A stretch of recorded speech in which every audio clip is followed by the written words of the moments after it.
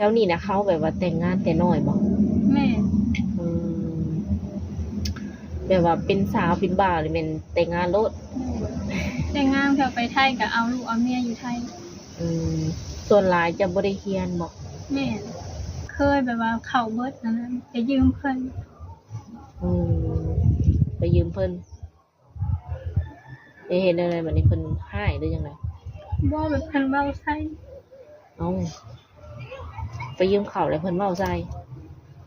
เพิ่นเว้าแบบใดเนาะโดยความจำเป็นเนาะทุกคนเว้าง่ายๆก็แบบไปยืมหมู่แบกหน้าไปยืมหั้นน่ะเนาะบัดถึงหมู่เว้าใส่ก็คิดน้อยอกน้อยใจหั่นแหละอันนั้นน่ะเป็นแบบว่าเป็นจุดที่ว่าเฮ็ดให้เฮา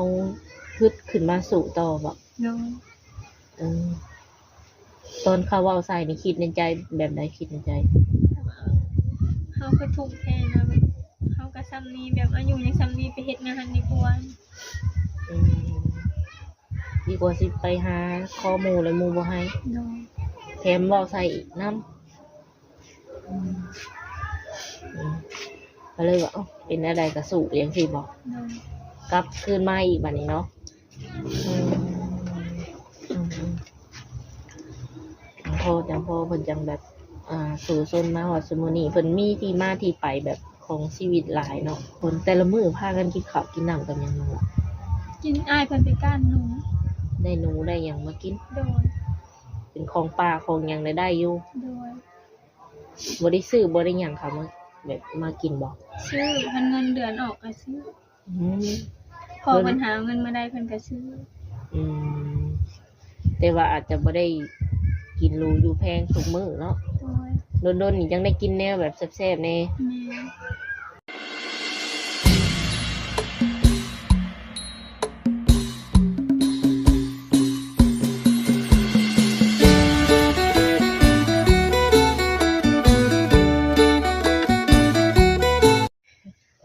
คันไปอยู่ไทยแล้วอยากเฮ็ดเวียกหยังจะว่า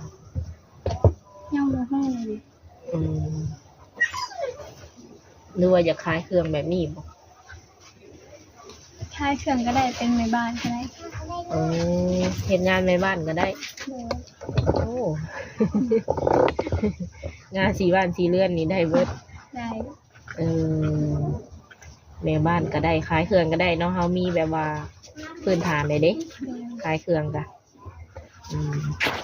โดยคือทางน้องเพิ่นพร้อมทุกอย่างเนาะทุกคนนับตั้งแต่การสร้างครอบครัวไปอยู่ทางนั้นหรือว่ามาอยู่ทางนี้ก็แล้วแต่เพิ่นสะดวกเนาะถ้าเพิ่นอยากเอาเจ้าไปทางเจ้าก็ยินดีที่จะไปต้องแบบว่ามาขอมาแต่งข้างในบ่หรือว่าแนวใด ต้องได้ขอได้แต่ง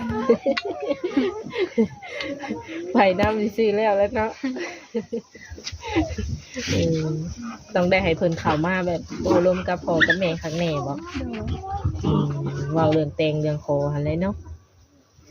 อืมอ้ายน้องนี่เพิ่นก็ได้แต่งได้ขอจับเจือคือกันบ่อืมยังบ่มีไผแต่งงานโดบ่ยแต่ว่าเพิ่นได้ขอกันอยู่บ่เนาะได้ขออืมขออะไรเพิ่นก็คือบ้านเฮานี่แบบว่าขออะไรเพิ่นก็อยู่นำกันเนาะแม่นหาเงินหาคำอีหยังนำกันจังซี่นะ โดยสำหรับเจ้านี่อยากให้แต่งเลยบ่คิดว่าตามสะดวกแบบเพิ่นสะดวกพอก็ให้เออ แบบให้มันมีที่มีคลองหั้นนะบ้านเฮามันก็ต้องมีที่มีคลอง อืมสิขอถ้าว่าเพิ่นยังบ่ทันแบบพร้อม100%เนาะอยากขอไว้ก็คือขอได้ถ้าว่าอยากแต่งเลยก็แต่งเลยอืม โดยแล้วตามบ้านตามเพื่อนเฮานี่ฮีตโคงประเพณีหลายบ่เนาะล่ะบ่หลายอืมฮีต12โคง14แบบต้องมีแบบว่าไก่น้อยบ่มีหมูอีหยังคือจังซี่บ่มี มีไก่น้อยนำบ่โดยอันบ้านเจ้าหั่นใดโดยอืมมีงัวมีหยังคือกันมี ใส่งัวบ่หรือว่าใส่ควายเวลาแต่งงานใส่แต่งัวอ๋อหมูมีงัวมีหมูโดยคือกันเดียวกันเนาะจะบ่ได้เป็นสาวผู้ไทยบ่บ่เป็นสาวลาวธรรมดาโดยเออ พ่อแม่ก็เป็นลาวธรรมดา ลาวธรรมดา โอ้เพิ่นบ่ได้ถือฮีตผู้ไทยเนาะ โอ้ คันฮีตผู้ไทยเพิ่นอาจจะใส่ควาย แต่ว่า แม่น แต่ว่าทางน้องเพิ่นก็คือฮีตลาวธรรมดาแล้วมีแต่ว่างัวเอียงหมูเป็ดไก่ธรรมดาอืมคิดว่า อยากได้ขาดองแพงบ่ หัวหูจิ ต้องปรึกษาแม่อีกเทื่อหนึงเนาะ โดย อืมเอื้อยผู้กกที่ว่าเพิ่นแต่งดองออกเพื่อนนี่คือขาดองแพงบ่เอื้อยเพิ่น 30 ล้าน อืม30 ล้าน เจ้าเป็นลูกหลานบ่ คนกลาง โอ้น้องเจ้าเป็นผู้หญิงหรือผู้ชาย ผู้หญิง ยังมีน้องผู้หญิงเนาะยังบ่แม่นลูกสาวละทำทุกคน ลูกกลางนี่ก็สิแพงกว่าลูกกกแม่จักหน่อยเนาะ เออคันลูกหลานนี่แฮงแพงกว่าลูกกลางอีกทุกคนเลย ตามที่ว่าเคยศึกษามาเนาะแต่บ่ฮู้ว่าอันนี้นี่สิเท่าใด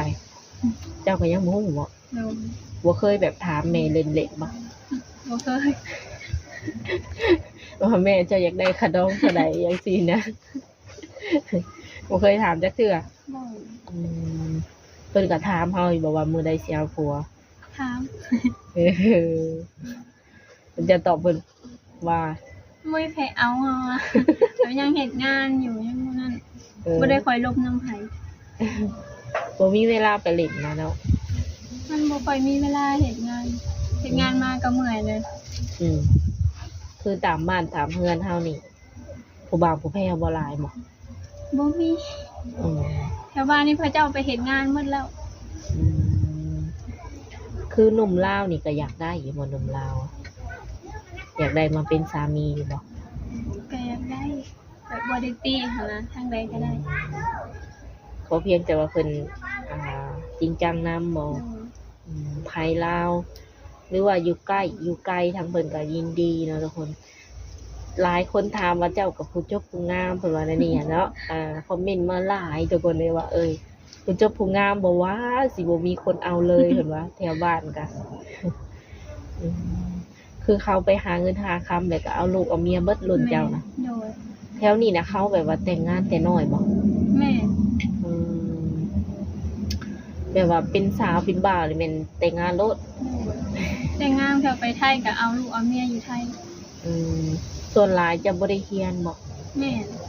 อืม ส่วนหลายมีแต่แบบจบม .4 หยังเพิ่นก็ไปเฮ็ดงานเบิด อืมในใจเจ้านี่แบบอยากได้ครูแท้ๆบ่หรือว่าแบบเพียงแต่แบบอยากดิ้นรนให้ออกจากจุดนี้ อยากมีคนมาดูแลที่แคร์พอแบบว่าเราจะออกไปจากจุดนี้ได้อะนะหรือว่าเราอยากมีครอบครัวแท้ๆอยากสร้างไปนํกัน อยากมีครอบครัวที่ดีแบบอยากเฮ็ดอยากสร้างไปนำกัน อืมเพิ่นพาเฮ็ดหยังก็เฮ็ด โดย อืมสมมุติว่าเพิ่นบ่ร่ำบ่รวยได้ซั่นเนาะแบบฐานะปานกลาง แต่ว่าพอกลุ่มพอหุ่มเฮาได้จังซี่ซำนี้คิดว่าจะไปกันได้บ่ ก็แบบลองแบบคุยกันเบิ่งก่อนอย่าเพิ่นแบบรับฐานะเฮาบ่ได้ อืมสมมุติว่าเฮาบ่ได้อยู่บ้านเฮาต้องส่งยืนมาทางบ้านนำแม่นบ่ แม่ ค่าใช้จ่ายคิดว่าหลายบ่แบบเฮาต้องส่งมาบ้านแต่ละเดือน สำหรับเฮาสิว่าหลายเพราะว่าแบบ อืม มันต้องได้ส่งสองทาง สองทาง โดยแบบ ทางไหนเนาะล่ะ พ่อแม่แล้ววันนี้พ่อแม่เพิ่นก็ต้องแบบไปส่งให้อ้ายกับพี่นางอยู่คุก พี่นาง โดยผัวกับเมียเพิ่นติดคุกนี่เฮาได้เลี้ยงหลานสองคน เออส่งมาให้พ่อแม่ใช้แน่แล้วก็อันเพิ่นอยู่ในคุกแน่เนาะ โดย อืมคือเพิ่นได้เข้าแต่โดนแล้วบ่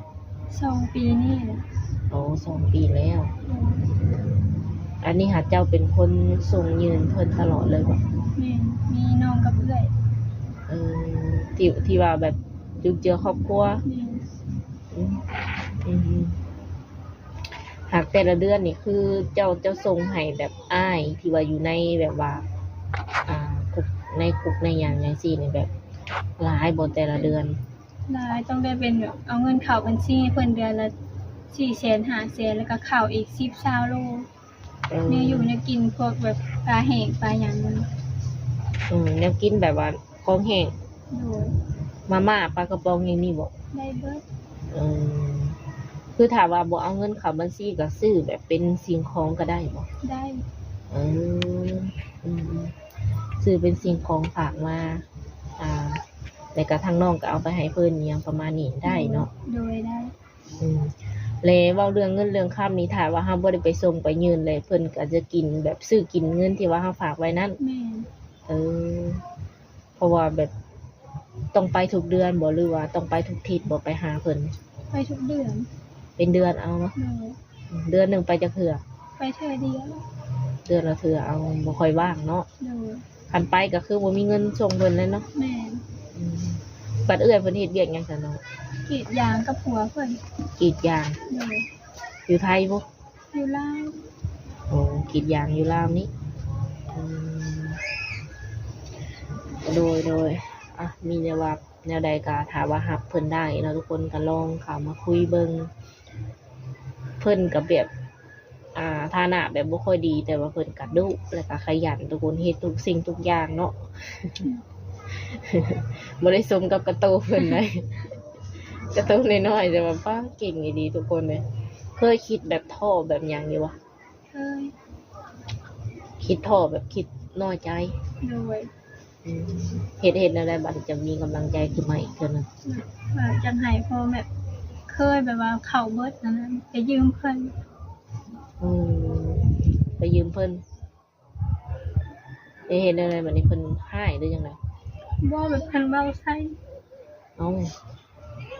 ไปยืมข้าวแล้วเพิ่นเว้าใส่เพิ่นเว้าแบบใดเนาะ เพิ่นบ่อยากให้ยืมเพิ่นว่าแบบครอบครัวเฮาบ่มี อืมอืมแบบเว้าใส่จังซั่นน่ะสิ โดย อืมโดยความจำเป็นเนาะทุกคนเว้าง่ายๆก็แบบไปยืมหมู่แบกหน้าไปยืมหั้นน่ะเนาะบัดถึงหมู่เว้าใส่ก็คิดน้อยอกน้อยใจหั่นแหละอันนั้นน่ะเป็นแบบว่า เป็นจุดที่ว่าเฮ็ดให้เฮาฮึดขึ้นมาสู่ต่อบ่ โดย เออตอนเขาเว้าใส่นี่คิดในใจแบบใดคิดในใจ เฮาก็ทุกข์แท้นะแบบเฮาก็ซ้ำนี้แบบอายุยังซ้ำนี้ไปเฮ็ดงานดีกว่า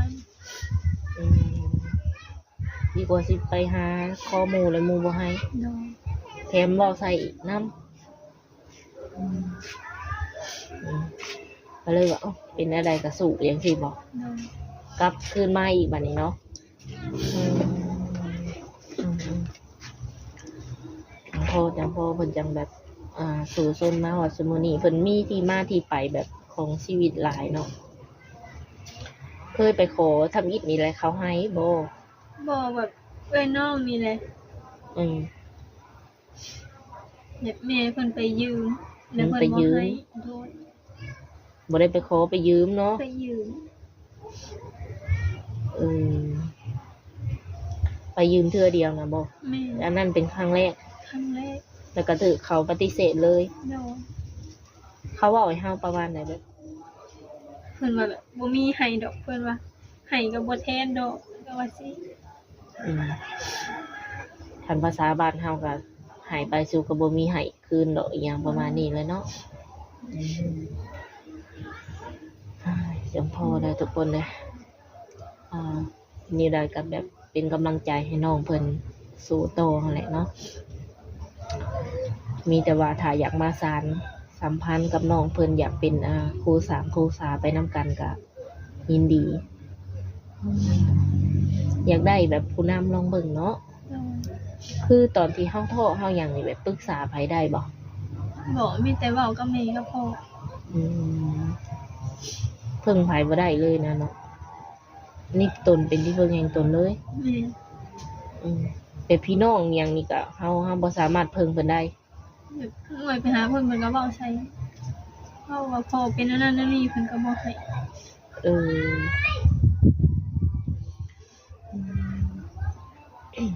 ต้องไปหาเองเลยที่นี่ก็เลยว่า น้อยก็ย่าแบบหามาเองโดยเหือโดยแหงเฮา โดย อืมน้อยหลายก็แบบยังดีที่ว่าเฮาหามาได้หั่นน่ะเนาะประมาณนี้ โดย โดยแต่ว่าคันสิว่าแล้วเฮาก็ยังบ่ทัน มีขึ้นกว่าเก่าตอนนี้ เพราะว่ามันมีหลายสิ่งหลายอย่างที่เราต้องแบกรับไว้เนาะ โดย ได้เงินมานี่ก็แทบจะบ่เหลือแทบจะบ่ได้เก็บเลยบ่จะ แม่นบ่ได้เก็บ บ่ได้เก็บเลยบ่เป็นของเจ้าของ อืมได้มาต้องให้หมู่ก่อน แม่นชื่อเขา อืมหาเงินซื้อข้าวซื้อน้ำกินเนาะอืมจำเป็นเนาะทุกคน แต่ละมื้อพากันกินข้าวกินน้ำกันหยังเนาะ กินอ้ายเพิ่นไปก้านหนู ได้หนูได้หยังมากิน โดย เป็นของป่าของหยังได้อยู่ โดย บ่ได้ซื้อบ่ได้หยังเขามาแบบมากินบ่ ซื้อมันเงินเดือนออกก็ซื้อ อืม พอปัญหาเงินมาได้เพิ่นก็ซื้อ อืมแต่ว่าอาจจะบ่ได้กินหรูอยู่แพงทุกมื้อเนาะ โดย โดนๆนี่ยังได้กินแนวแบบแซ่บๆแน่ แม่ เออถ้าว่ามื้อใดเงินบ่ออกบ่มีเงินบ่ได้ไปหานี่ก็หากินหนูกินหน่อไม้หน่อโตะไปบ่ยามหน่อไม้หน่อหยังนี่ก็ไปหามาขายมาหยังเลยบ่ ไปกับเอื้อย เออ เออเนาะทุกคนเลยใดๆก็สู้ๆเด้อน้องหล่าเด้อเชื่อว่ามื้อหนึงจะต้องได้ดีเนาะเพราะว่าเพิ่นฮู้จักแบบกตัญญูฮู้บุญคุณบ่เคยคิดที่จะแบบหาคนเดียวมาใส่คนเดียวบ่ บ่ ยันว่าคิดว่าเฮาคือเมื่อยแต่ว่าหาเงินแบบเฮาบ่ได้เก็บบ่ได้หยังคิดว่าใส่คนเดียวดีกว่าอีหยังประมาณนี้ บ่เคย บ่เคยคิดบ่ โดด ได้มานี่อันดับแรกที่คิดนี่คิดแบบใดได้เงินมาปุ๊บอยากซื้อเนี่ยแซ่บๆมาให้แม่กิน อืมโดยบ่ได้คิดใส่เจ้าของก่อนแบบต้องคนอื่นต้องมาก่อนตลอดเลยเนาะได้เงินมาปุ๊บนี่บ่ได้คิดว่าจะไปซื้อเสื้อผ้ามาใส่เจ้าของ เดินซื้อเทื่อ อืมมีแต่ว่าแม่เฮาอยากกินหยังน้อมื้อนี้เนาะสิบ่มันตื่นตันบ่ แม่น คันเมามาแล้วก็ค่อยเนาะบ่ตีเจ้าดอกใครบ่เจอก็คือสิบ่เข้าใจน้องเพิ่นหั่นแหละเนาะบ่ตีที่ว่าเพิ่นตำค่อยน้อยใจอืมได้มานี่แบ่งจากส่วนของเงินเจ้า 3 ให้พ่อแม่ โดย เจ้าแล้วก็ให้อ้าย แม่น ตัวเองเหลือไว้ใช้เท่าไหร่ตัวเอง เดือนนี้ได้แต่200,000 โอ้ย เหลือค่ารถเอง เหลือไว้ใส่200,000กีบเดือน โดยเอาไว้เติมน้ำมันไปงาน 200,000กีบก็เป็นเงินเกือบ300 บาทนี่เลยเนาะเพราะมันสิกุ้มบ่นี่เนาะต้องได้เบิกก่อนบ่ถ้าแบบมันบ่กุ้ม แม่ อืมเดือนหนึงเขาใส่เงินเท่าไรเจ้าสำหรับเจ้าเอง หันกำหนดบ่ได้ เตือไปรถตีนหัวบัดเอาออกไปอีกเลยเนาะมันกำหนดบ่ได้อีหลีทุกคนเลยโดยสู้ๆเป็นกำลังใจให้ FC ก็เป็นกำลังใจให้เนาะ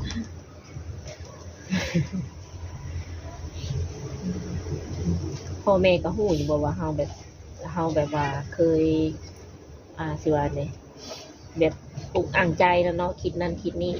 อยู่ในใจในอกในใจหยังประมาณนี้เพิ่นก็ฮู้อยู่บ่ บ่เคยบอกเพิ่นผมเคยแสดงออกให้เพิ่นเห็น คันว่าหายนี่ต้องไปรีหายในเนาะคันน้อยใจแฮง อยู่คนเดียว ย่านแบบพ่อแม่คิดหลายบ่ แม่ คันเพิ่นเห็นเฮานี่เพิ่นก็คือสิทุกข์ไปนำเฮาเนาะ